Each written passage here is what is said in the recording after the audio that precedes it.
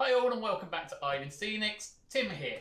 Now in this video we're going to do some track laying. We're going to do the track work on the On30 because finally the track has arrived. I'm using the SL-500 wooden sleepers from Peco. It is the OTEC 16.5, which is the On30 track here in the UK.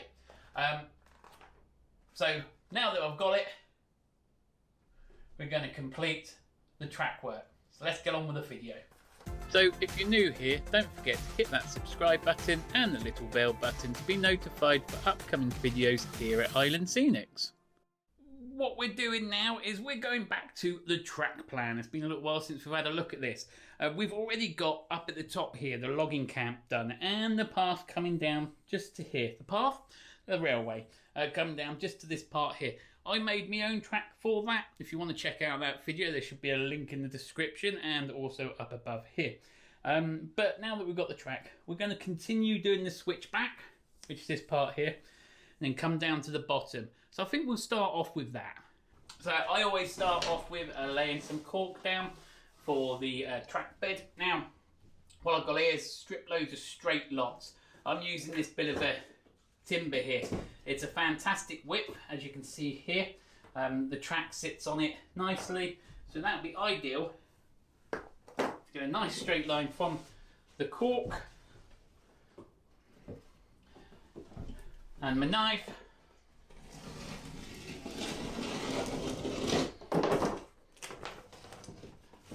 And there we have it. So let's get a few of these put together. So what we're doing down here for the corner on the switchback there, I'm going to be using these ready third radius factory bent rails. So I'm going to take them off of the Hornby track I've got here, code 100, and I'm going to slide them through the flexi track here. That way I'm going to have a nice third radius corner just for there, and I don't really have to worry about having the correct set for the track.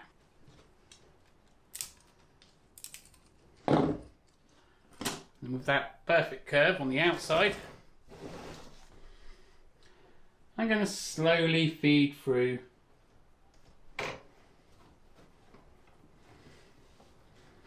like so. Because I've taken some time and fed these rails through the sleepers, I've now got a perfect third radius corner just here, and that's because I've used the rails from the Hornby manufactured rails on the third radius and just put them in with the sleepers, and that is a perfect curve for me. At this point the audio failed on me, but all I'm really doing is soldering wires to the track and dropping them through for the droppers. So I thought I'd leave it in here but play a bit of music instead.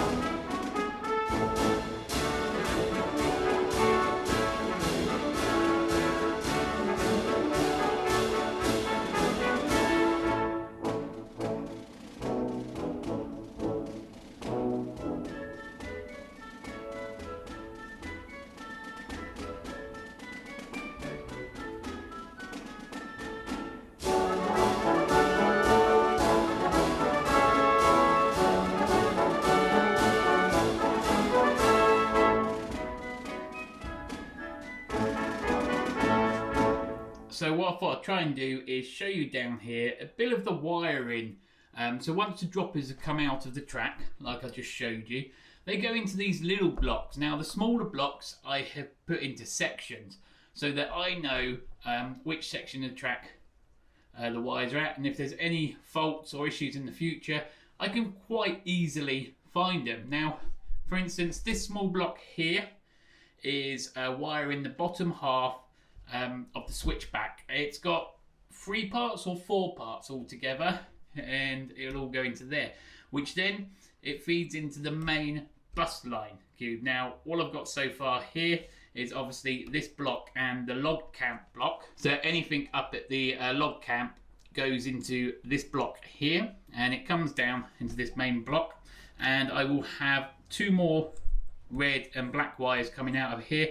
One to go that direction because that's the bus wire, and the other one to go that direction.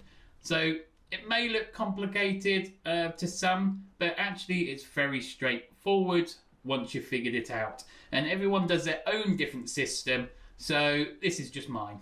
So as I mentioned a moment ago about these blocks, here goes in my main bus wire. Now my main bus wire is pretty much this stuff, which is the household electrical cables. I'm using brown for my black and blue for my red. Now it sounds complicated, but to me it's not, because red and blue are my two prime colours, so red and blue can go together. Brown can go with the black. That to me makes sense. Also, get yourself some of these cable ties. They're cheap as chips, and as you can see here, they just tidy up things. Okay, so the switchback's done. Happy with that.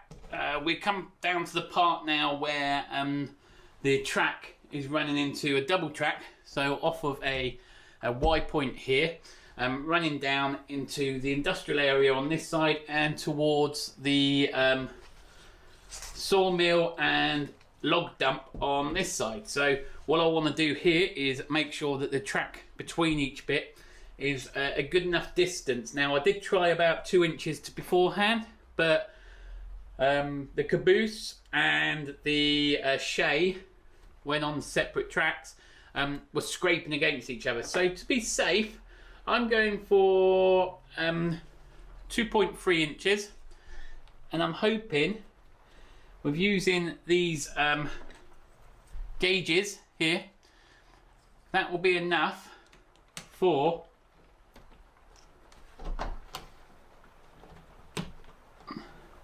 the trains and their rolling stock just to pass each other when they need to. So what I do is I put these gauges in place. I get my Dremel and I will drill in a hole on the side of the sleeper here.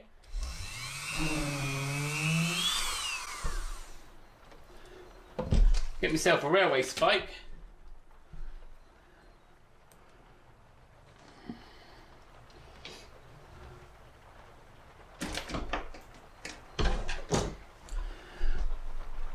And push them in to hold them in place. This front line's already been spiked down. We're now just getting the distance from the back line here. So as you can see now, the whole track is down and it's ready to run. We have our main bus wire all the way through the middle there, connecting up with all of the blocks that are indicated into areas that I know where they are, so they will help me, like I say, in the future if I have any issues. But I think it's about time we got our little porter there to run his first job up to the log camp and back down to where the future sawmill is going to be. Let's do it.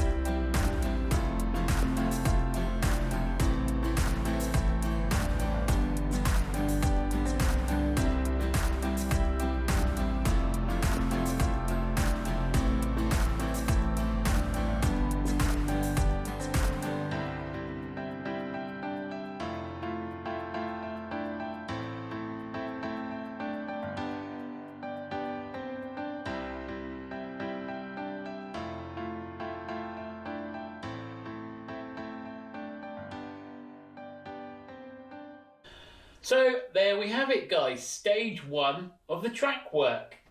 All complete, all wired up. There's a couple of issues I need to address in future videos, like running smoothly over frogs. So we're going to have to go with some frog juicers and we'll sort that out. Also, the middle incline, still not 100% brilliant on that. So I'll get a lot of people have suggested the power bus from DCC Concept. So I'll have a look at that and probably install one of them. But yeah, I'm over the moon that we've got the track done. We have a functional operating railway at the present time. So that being said, I want to thank all of my subscribers. You guys are amazing. You keep coming back, you keep watching my content, which is awesome. And if you're new here, do us a favour and hit that subscribe button and the little bell for upcoming videos, especially the ones I've got coming out in the next coming weeks. But yeah, I've had a great time laying this track. We're ready to move on to what I enjoy the most in the model railway, and that's the scenery area and the scratch building of the building. So come back and look forward to them. I'd also like to say a massive thank you to my channel members. You guys' names are going to pop up on the side just here. Thank you so much. And if anyone is interested in becoming a channel member, do click on that little join button down below and it'll explain what you need to do and what you'll get from it. But until the next video, guys, take care and see you soon.